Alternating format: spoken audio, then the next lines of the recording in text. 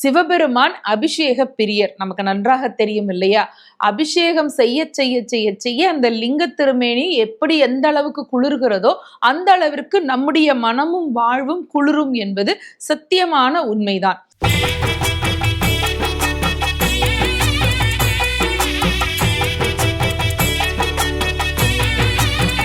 முதல் காலத்திலே செய்யக்கூடிய அபிஷேகம் ரொம்ப விசேஷமான ஒன்று. பஞ்சகவ்யத்தினாலே அபிஷேகம் செய்வார்கள். பஞ்சகவ்யத்தினால அபிஷேகம் செய்யறதுனால என்ன பலன் என்று கேட்டால் நோய்கள் முதலிலே நீங்கும். ஓம் நம சிவாய, ஓம் நம சிவாய. இரவு 9 மணியிலிருந்து 12 மணி வரைக்கும் 2ஆம் கால யாமம். இந்த நேரத்திலே சிவபெருமானுக்கு பால், இளநீர், சர்க்கரை, நெய் இதையெல்லாம் வைத்து அபிஷேகம் செய்வது உண்டு. இதை செய்வதனால் நமக்கு என்ன பலன் கிடைக்கும் என்று கேட்டால் செல்வ செழிப்பு கிடைக்கும்.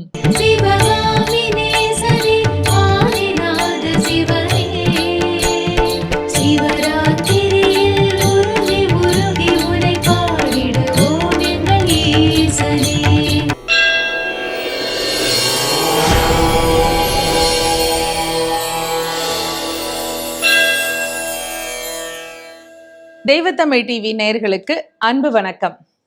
சிவாய நமவென்று சிந்தித்திருப்போர்க்கு அபாயம் ஒரு நாளும் இல்லை. சிவனை எப்பொழுதுமே நாம் சிந்தித்துக் கொண்டுதானே இருக்கிறோம். மகா சிவராத்திரியிலே சிந்திப்பதனால் என்ன பலன், அப்படி என்ன அவசியம், இப்படி நிறைய கேள்விகள் நமக்குள்ளே எழுந்து கொண்டே இருக்கிறது இல்லையா? அதற்கான சில செய்திகளை உங்களோடு பகிர்ந்து கொள்வதுதான் இந்த பதிவு. அதாவது சிவன் ராத்திரி அன்றைக்கு இரவு முழுவதும் கண் விழிச்சுதான் இருக்கணும்.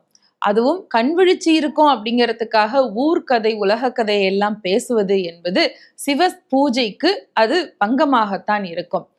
ஒரு குறிப்பிட்ட சிந்தனையில தொடர்ந்து மனம் அப்படியே ஊன்றி இருக்கிற பொழுது அந்த மனதுக்கு ஒரு பெரிய ஆற்றல் கிடைக்கும் தெரியுமா? அதை நமக்கு பழக்குவதற்குத்தான் இது மாதிரியான பூஜைகள், விரதங்கள், கொண்டாட்டங்கள்லாம். அப்படி நாம மட்டும் இல்லாம எல்லாரோடும் சேர்ந்து இறைவன் எப்பொழுது மகிழ்கிறான் என்று சொன்னால், தனிப்பட்ட முறையில ஒரு பக்தன் வழிபாடு செய்தால் அவனுக்கு மகிழ்ச்சி இருக்கும்.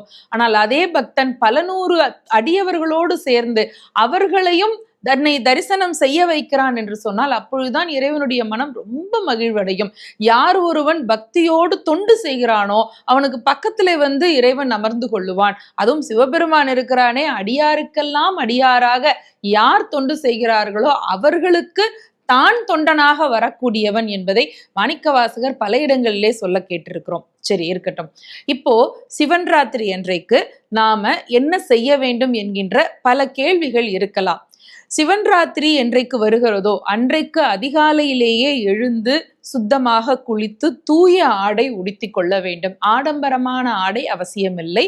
தூய்மையான எளிய ஆடை உடுத்தி கொண்டு அவரவர்கள் வீட்டில் உள்ள பூஜை அறைகளை எல்லாம் சுத்தம் செய்து அங்கே இருக்கக்கூடிய சுவாமி திருவுருவ படங்களுக்கெல்லாம் அழகாக சந்தனம், குங்குமம் இட்டு மாலை அல்லது பூ சாற்றி அவற்றிற்கெல்லாம் அலங்காரம் செய்துவிட்டு திருவிளக்கு ஏற்றி வைத்து அன்றைய தினம் முழுவதும் சிவபெருமானுடைய பெருமைகளை சொல்லக்கூடிய தேவாரம், திருவாசகம், சிவபுராணம் உள்ளிட்ட திருமுறைகளை எல்லாம் பாராயணம் செய்ய வேண்டும்.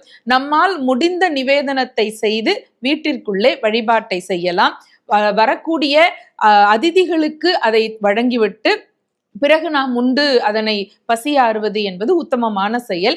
விரதம் இருப்பது என்பது ரொம்ப முக்கியமான ஒன்று. சிவன் ராத்திரி அன்றைக்கு பலரும் வெறும் தண்ணீரோ பாலோ அல்லது பழச்சாரோ மட்டுமே குடித்து கொண்டு அந்த விரதத்தை அனுஷ்டிப்பவர்களும் உண்டு.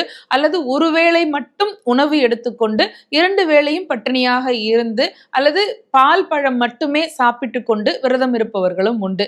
அது அவரவர்களுடைய உடல்நிலையை பொறுத்தது. சரி, இப்போ பகல் முழுக்க வீட்டுல பூஜை செய்து அதை நிறைவேற்றுவது என்பது ஒரு பெரிய விஷயம் இல்லை. ஆனால் அதற்கு பிறகு சிவ ஆலயங்களுக்கு இரவு அந்த முதல் ஜாமம் தொடங்கும் பொழுதே ஆலயத்திற்கு சென்று சிவ தரிசனம் செய்வது என்பதுதான் இதுல ரொம்ப முக்கியமான ஒன்று.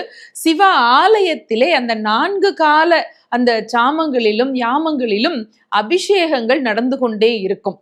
சிவபெருமான் அபிஷேக பிரியர், நமக்கு நன்றாக தெரியும் இல்லையா?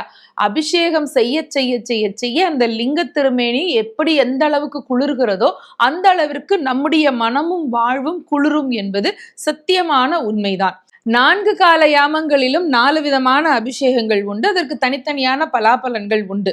ஆனால் முதல் காலத்திலே செய்யக்கூடிய அபிஷேகம் ரொம்ப விசேஷமான ஒன்று. பஞ்சகவ்யத்தினாலே அபிஷேகம் செய்வார்கள். பஞ்சகவ்யத்தினால அபிஷேகம் செய்யறதுனால என்ன பலன் என்று கேட்டால், நோய்கள் முதலிலே நீங்கும். உடலிலே நோய்கள் இல்லாமல் ஆரோக்கியம் தங்கி இருந்தால்தான் மனிதன் எது ஒன்றையும் சாதிக்கலாம். உடல் நோயுற்றால் மனமும் சேர்ந்து பாதிக்கப்படும் என்பது நமக்கு நன்றாக தெரியும் இல்லையா? நம்ம வீடுகள்ல பெரியவங்க சொல்லுவாங்க, சுவர் இருந்தால் தானே சித்திரம் வரைய முடியும் என்று. அப்படி சுவர் என்று சொல்லுவது நம்முடைய உடலைத்தான். இந்த உடலிலே ஆரோக்கியம் இருந்தால்தான் மனம் அமைதியாக இருக்கும், நல்ல எண்ணங்கள் வரும். அப்பொழுதுதான் உடலை பராமரித்து கொள்ள முடியும். உடலை பராமரித்தால் தான் அதன் உள்ளே இருக்கக்கூடிய ஆன்மா தங்கி இருக்க முடியும். ஆன்மா தங்கி இருந்தால்தான் அதனுள்ளே இருக்கக்கூடிய உருப்பொருளாகிய சிவனை இந்த ஜீவனுக்குள்ளே நம்மால் தரிசிக்க முடியும். அப்போ முதல் அடிப்படையிலே இருக்கக்கூடியது என்ன என்றால், அடிப்படையாக உடல் ஆரோக்கியம் வேண்டும்.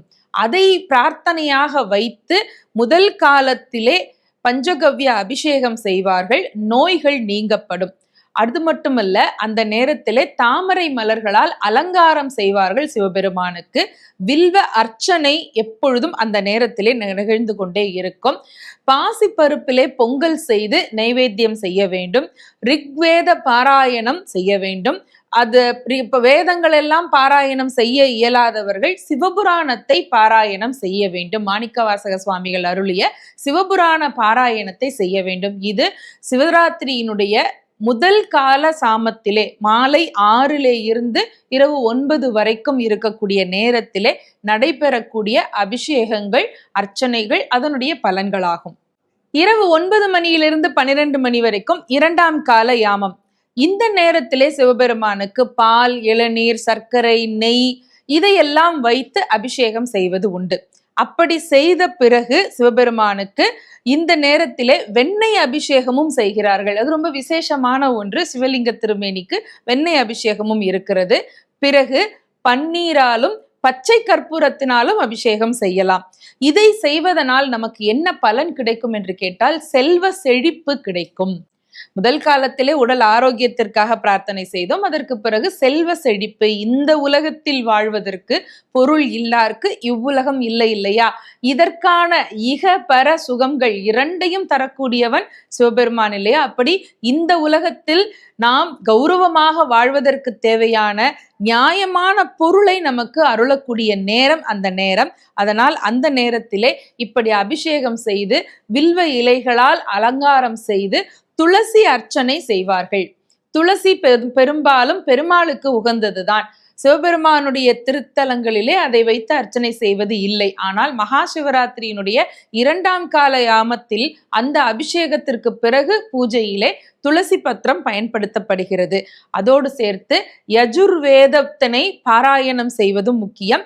அப்பர் பெருமான் அருளிய தேவார பாடல்களை பாடுவது என்பது சிறந்த பலன்களை தருவதாக இருக்கிறது. இது 2ஆம் கால சாமத்திலே நாம் செய்ய வேண்டிய வழிபாடு.